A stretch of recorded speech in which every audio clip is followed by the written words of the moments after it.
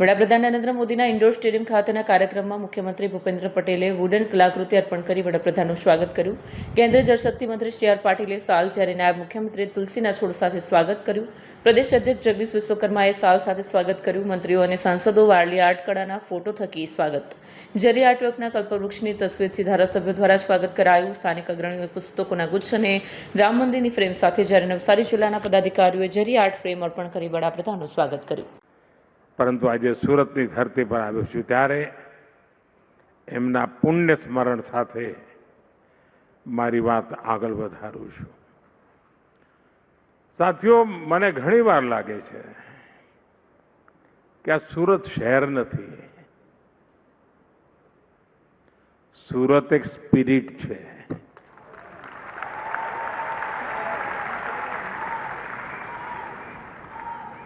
અને આ સ્પિરિટ હોય તો જ પર્યાવરણ દિવસે પ્રત્યેક પરિવારને જોડીને આવા 15,000 પર્યાવરણને સમર્પિત આવા સરસ મજાના પોસ્ટર બનાવીને લોકો લાવ્યા.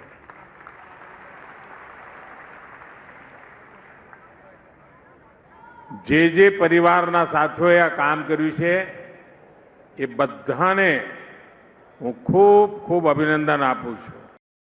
અને આપણા કાઠિયાવાડના ઘણા ભાઈઓ એ હુરતમાં રહે છે અને ત્યાં એમની ખેતી છે. તો મારો એમને આગ્રહ છે કે પર્યાવરણના એક કામના ભાગરૂપે ખેતર બચાવો એ અભિયાનમાં જોડાઈએ.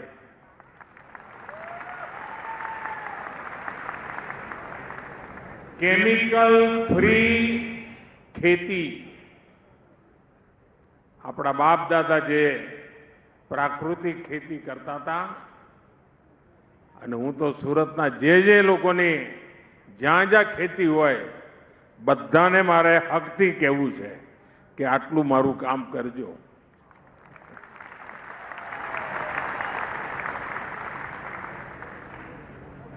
સાથીઓ, અહીંયા બધાએ મારું સ્વાગત કર્યું, જાત જાતના સ્મૃતિ ચિહ્નો આપ્યા, ભેટ સોગાદો આપી. પણ આના કરતા પણ અણમોલ ભેટ સુરતે મને આપી છે. આનાથી પણ અનેક મૂલ્યવાન સુરતનો કચરો મને ભેટ આપ્યો છે. 1 લાખ લોકોએ 5 દિવસ સફાઈનું અભિયાન ચલાવ્યું. મારે માટે આ મોટામાં મોટી સોગાત છે અને આ 1 લાખ લોકોનો અને આખા સુરતનો હૃદયથી આભાર માનું છું. દેશના ખૂણે ખૂણામાં ઉર્જાનો સંચાર થાય છે, જેમના હૃદયમાં દેશના પ્રત્યેક નાગરિકો માટે અદ્ભુત પ્રેમ છે અને જેમના માટે ભારત, ગુજરાત કે આપણું સુરત હોય, હંમેશા એમના હૃદયના ધબકારામાં આપણા સુરતીઓ માટે હંમેશા સ્થાન રહ્યું છે.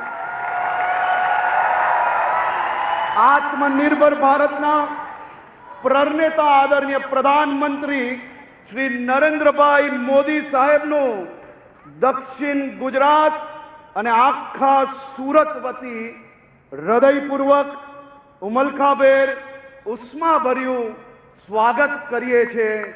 આપ સાહેબ સુરતમાં આજે ઉતરતાની સાથે જ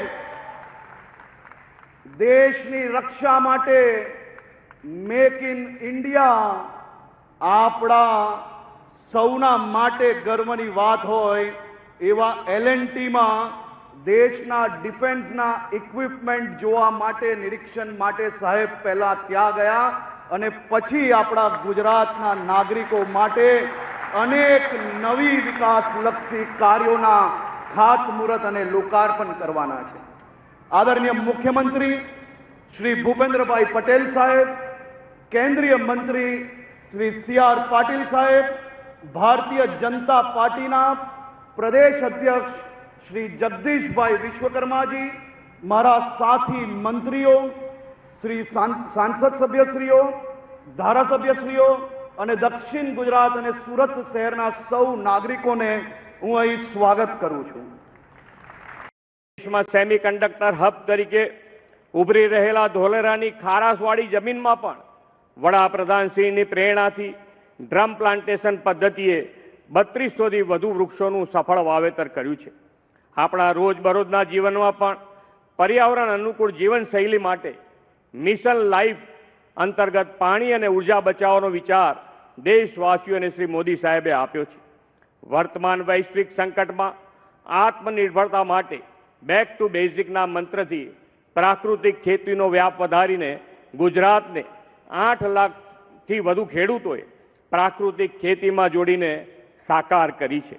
વડાપ્રધાનશ્રીના દરેક આયોજનમાં પર્યાવરણ સંતુલન સાથે સામાજિક આર્થિક વિકાસથી દેશના સામાન્ય માનવી, ગરીબ, વંચિત અને ગ્રામીણ ખેડૂતો સહિત અંત્યોદયને વિકાસની મુખ્ય ધારામાં લાવવાનો